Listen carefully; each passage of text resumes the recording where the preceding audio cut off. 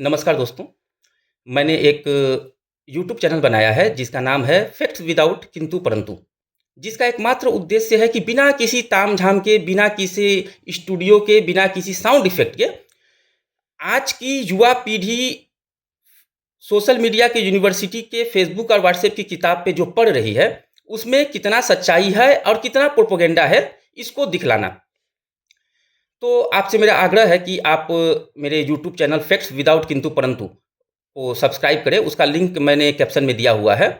तो मैं हमेशा इस तरह की वीडियो बनाऊंगा जो इतिहास में और वर्तमान में जो झूठी खबरें फैलाई गई थी और फैलाई जा रही हैं, उनकी सच्चाई से आपको रूबरू कराना ही मेरा मुख्य उद्देश्य है। तो आज जिस टॉपिक पे मैं ये वीडियो बना रहा हूँ, वो है कि भारत और बांग्लादेश में 1971 के युद्ध के बाद जो 93,000 पाकिस्तानी सैनिकों को रिहा किया गया था, उस समय बोला गया था कि भारत जो युद्ध रणभूमि में जीत गया, उसे इंदिरा गांधी ने टेबल में हरा दिया।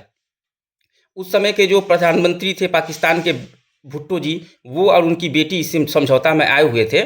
तो आज भी जो सोशल मीडिया यूनिवर्सिटी में पढ़ाया जाता है कि इंदिरा गांधी जी बुरी तरह से उस समझौते में हार गईं।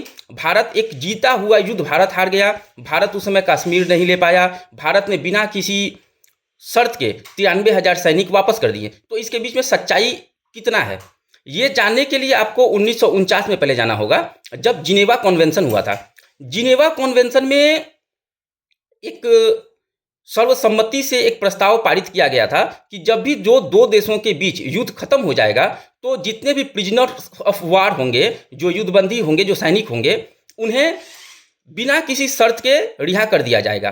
और जब तक कोई देश प्रिजनर्स ऑफ वार, युद्धबंदी को अपने देश में रखता है, तो उन्हें उनके सम्मान, उनके डिग्निटी के साथ विश्व स्तरीय खाना पीना और उनके रहने की व्यवस्था करना होगा। भारत जो कि पहले से ही 1 करोड़ शरणार्थियों का बोझ सह रहा है, एक गरीब देश, वहाँ 93,000 सैनिकों को उनके डिग्निटी और सम्मान के साथ, विश्व स्तरीय सुविधा के साथ रखना भारत के लिए काफ़ी मुश्किल था। और उधर पाकिस्तान इस बात को बखूबी जानता था कि जिनेवा कन्वेंशन के तहत उसे सैनिक तो वापस मिलना ही है। फिर भी पाकिस्तान युद्ध रणभूमि में हारने के बाद समझौता में भी हार गया था। कैसे हारा था? भारत ने जो समझौता किया था, उसमें भारत के तरफ से मुख्य 2 शर्तें रखी गई थी। पहला ये कि पाकिस्तान बांग्लादेश को एक स्वतंत्र देश की मान्यता देगा, और पाकिस्तान ने दिया। ये कोई मामूली सी बात नहीं थी कि एक देश से हम दूसरे देश को तोड़ के अलग कर रहे हैं और उसी देश से उसको मान्यता दिलवा देना, ये उतना आसान नहीं था उस समय के लिए, लेकिन भारत जीत गया। दूसरा, शेख मुजब्बिर रहमान को बिना किसी शर्त के रिहा करना, इसमें भी भारत जीत गया। शेख मुजब्बिर रहमान को बिना किसी शर्त के पाकिस्तान ने रिहा भी कर दिया। अब सवाल ये उठता है कि पाकिस्तान के 93,000 सैनिकों को रिहा करने के बदले भारत को क्या मिला? तो भारत को सबसे जो जरूरी चीज़ वो ये मिला कि हमारा जो पड़ोसी है आज, वो पाकिस्तान नहीं है बल्कि बांग्लादेश है। दूसरा ये कि हमने 93,000 सैनिकों को रिहा किया, उधर से भी सैनिकों को रिहा किया गया। उनके तरफ से 55 सैनिकों को रिहा नहीं किया गया, और उनका उसमें जो स्टेटमेंट है कि वो 55 सैनिक कभी पाकिस्तान को खोजकर नहीं मिले थे। हालांकि ये झूठ है, पाकिस्तान ने उनको अपने जेल में ही बंद करके रखा था, लेकिन पाकिस्तान ने वो वापस नहीं किया क्योंकि पाकिस्तान ने उनका अरेस्ट कभी दिखलाया नहीं था। तो जो 1972 में जो समझौता हुआ था, वो अगर माना जाए तो पूरी तरह से भारत के फेवर में था।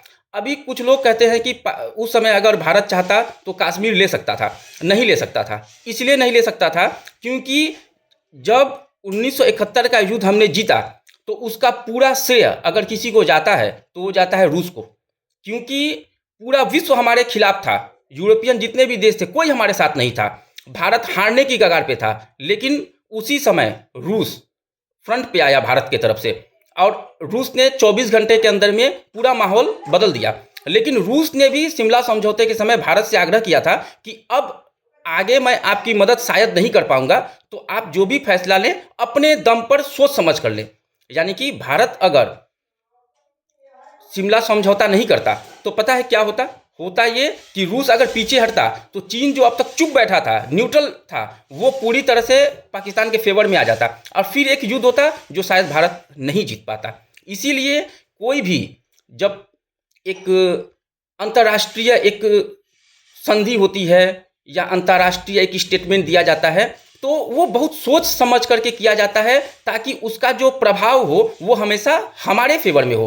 और 1972 में जो समझौता हुआ, मैं ऐसा मानता हूँ कि वो पूरी तरह से हमारे फेवर में था। मैं कोई कांग्रेस का प्रवक्ता नहीं हूँ, लेकिन चूंकि मैंने पहले ही बताया कि फैक्ट्स विदाउट किंतु परंतु, इसका एकमात्र उद्देश्य यही है कि फैक्ट्स को बिना किसी किंतु और बिना किसी परंतु के पूरी तरह से दिखाया जाए। धन्यवाद।